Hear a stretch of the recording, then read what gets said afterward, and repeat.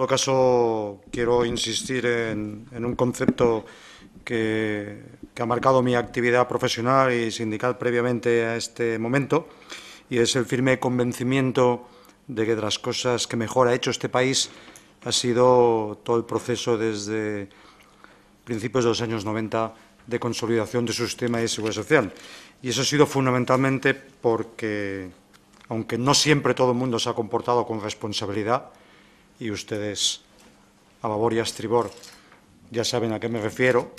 en general, agentes sociales y profesionales y, en general, quienes gobernaban han sabido estar a la altura de las circunstancias. Y yo creo que eso es un dato importante que habrá que intentar mantener en el futuro, porque esa es la primera garantía de cualquier otra política en materia de seguridad social. Que estamos ante unos presupuestos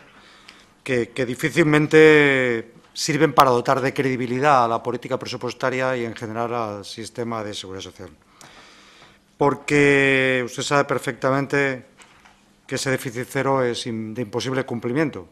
por muy bien que se gestionara, porque eso no depende de la gestión, depende de una serie de variables que están ya hoy determinadas. Y lo que es un problema, que los presupuestos se aprueben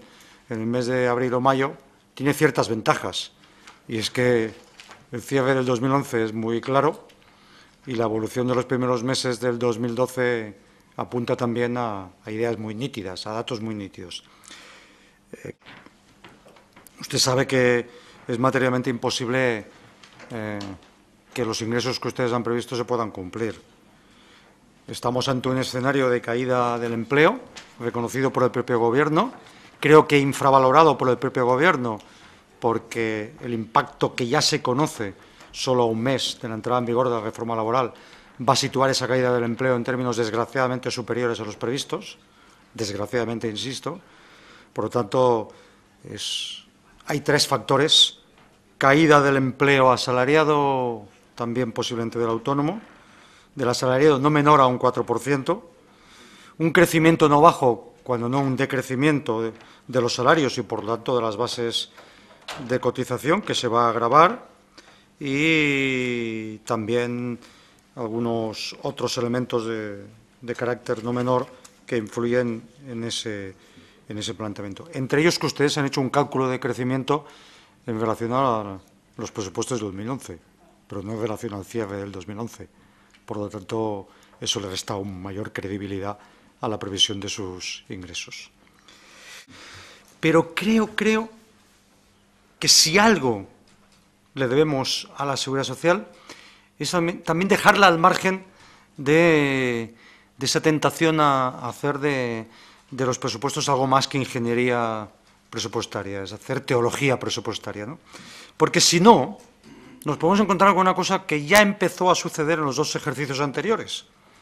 Y es que con la historia de Caja y de Bengo, todos los secretarios de Estado se acostumbran en estos momentos de tránsito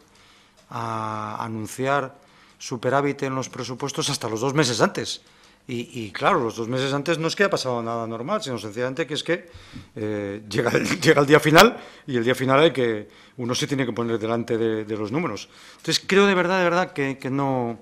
Yo entiendo que usted, corresponsablemente con el Gobierno, tiene presentado los presupuestos que permita al Gobierno presentarse delante de no se sabe quién, porque yo creo que ya no engaña a nadie. Es decir, diciendo que se va a cubrir el déficit del conjunto de los presupuestos, pero no creo que se ayude al sistema de seguridad social. Le quisiera plantear 3 preguntas que afectan a 3 bloques que, a mi entender, están siendo injustamente tratados en los presupuestos, porque afectan a condiciones de personas especialmente vulnerables, porque su cuantía no es especialmente significativa y, por lo tanto, es ahí donde uno espera de quien ejerce la función de cuadrar presupuestos